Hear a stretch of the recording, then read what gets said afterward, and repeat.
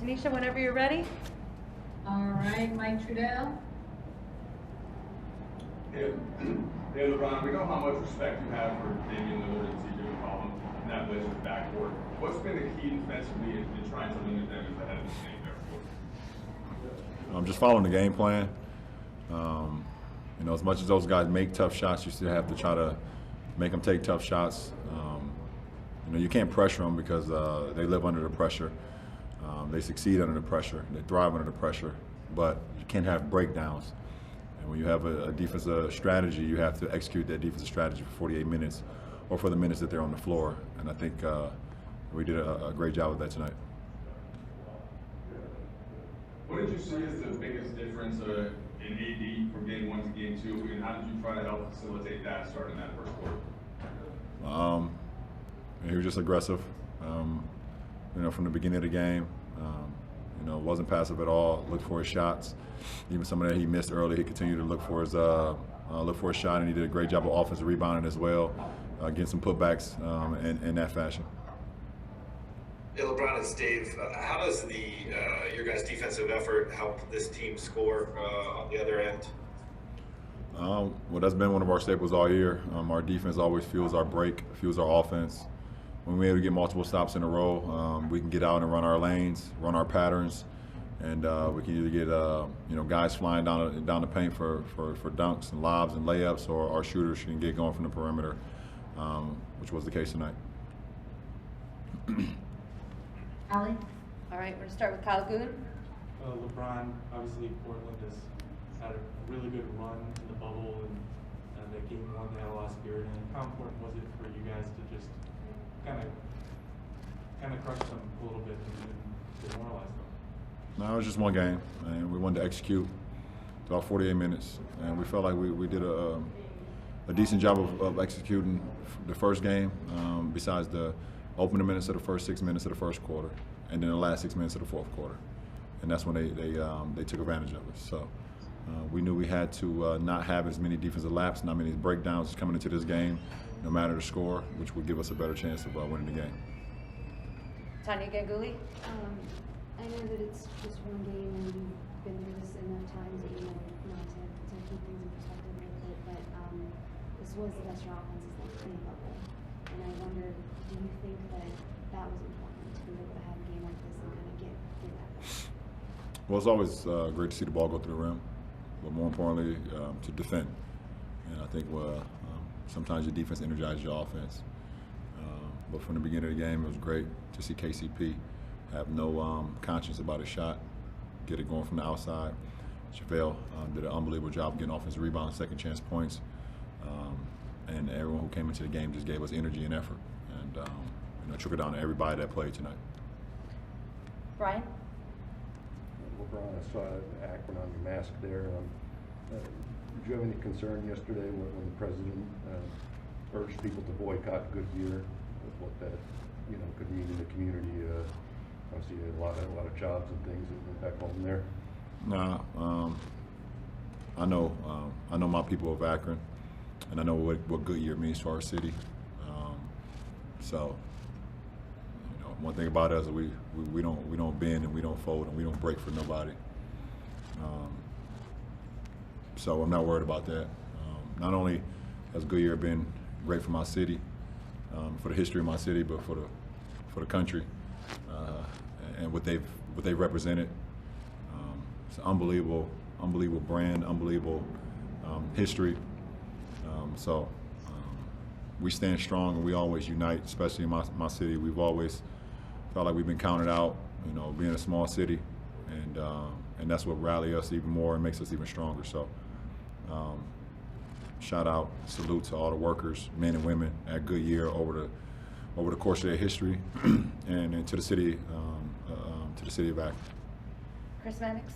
Rob, when the perimeter shooting struggles the way it did, in the restart in game 1, how confident are you coming in that if you keep making the same plays and keep getting those guys the ball, those shots will eventually fall? Because I'm confident when it comes to work ethic, and when you put in the work, the results will happen. If you didn't put in the work, that's when you get worried. And our shooters and our guys put in the work every day on their shot, and repetition. When you have repetition, you have results. So never a doubt in my mind. And we still didn't shoot the ball extremely well tonight. We had some go in, but I feel like we're going to get it going at some point where everyone is shooting it in. So, but guys are repping, guys are working, so it's nothing to worry about. Taylor? Hey LeBron, there is a video of you saying we're built different in the middle of the game. So what are you guys made of? I mean, in your opinion, what makes you different from the rest of the league? What separates you from the rest of the league? I really don't compare us to anybody in the league. It's not what everybody else does. It's not what the time everyone's put in. I just know what type of season we've had this year. It's been 3 or 4 seasons in one. We've had a lot of.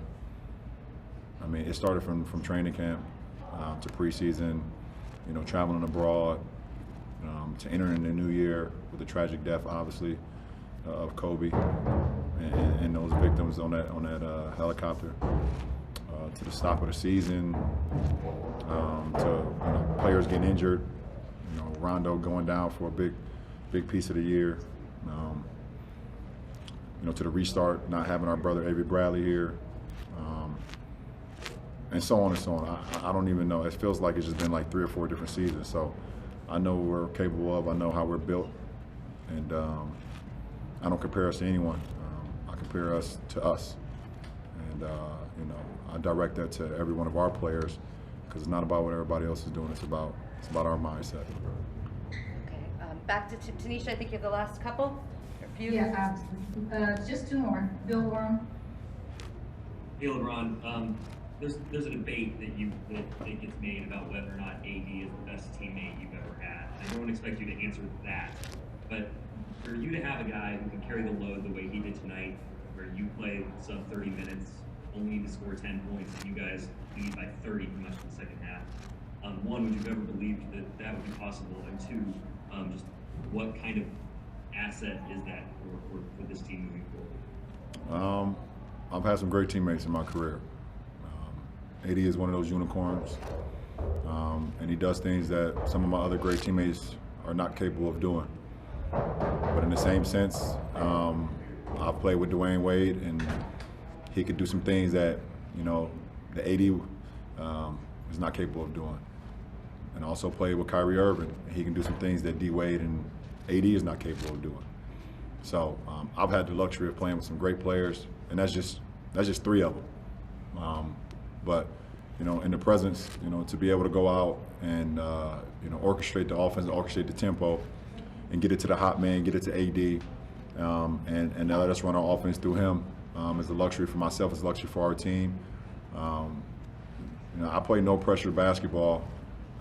I get opportunities to get shots, I get an opportunity to get lanes, I take advantage of them. Tonight didn't cause for me to do much offensively or force much because not only AD had it going, but we had our shooters going as well, and our bench came in and just gave us a huge lift. So, every game has its own challenges, and tonight, AD was magnificent, and KCP was amazing as well. Last question, Melissa. LeBron, when guys are making 3-pointers, how much does it change the offensive flow and just open things up and change the rhythm for everybody on the court? Well, you just said it. 3-point shot is a big time shot in our league. We've known that. Obviously, the numbers have went up over the last 10 years, but it's always been a great shot. Even in the 90s, even in the 80s, if you had the ability to shoot the 3, it just spaces the floor. It brings the defense a little bit closer and allows your attackers to be able to get into the paint and do what they do best. So, the ability to be able to hit, shots from the exterior gave AD room, gave myself room, gave Alex Caruso room, also gave Dwight and JaVale room to be able to work in the paint. And, we want to continue to have that. We want our shooters to continue to shoot without no conscience, and we're going to continue to give them the ball no matter make or miss. And we live with the results. Okay, Thank you very much. Taylor, you want to follow up? Yeah, so you're holding the autobiography of Malcolm X along with Alex Haley. I don't know how far you are into the book, but what's your biggest takeaway so far? I kind of just started a couple days ago, but I've read and a lot of notes over the years. This is my first time actually reading this from start to finish. But just a very smart man, very smart man, and basically his words in the '60s and what was going on is actually what's going on today still. Him understanding how powerful the Negro can be. He used that word a lot. How powerful we are, but we have to unite, and we have to be together. We have to stand strong, because there's always going to be obstacles. There's always going to be, things that's going to be thrown at us where they try to weaken us. They try to make us feel like we're not kings and queens, and it's going to come from all, different races and different shapes and sizes and things of that nature. Just a very powerful-minded gentleman, and it's unbelievable to kind of read something that's coming directly from him. You just hate.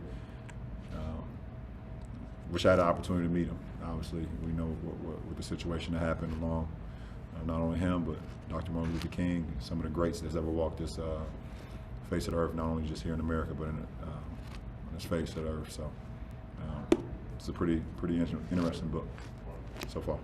Thanks so much, LeBron.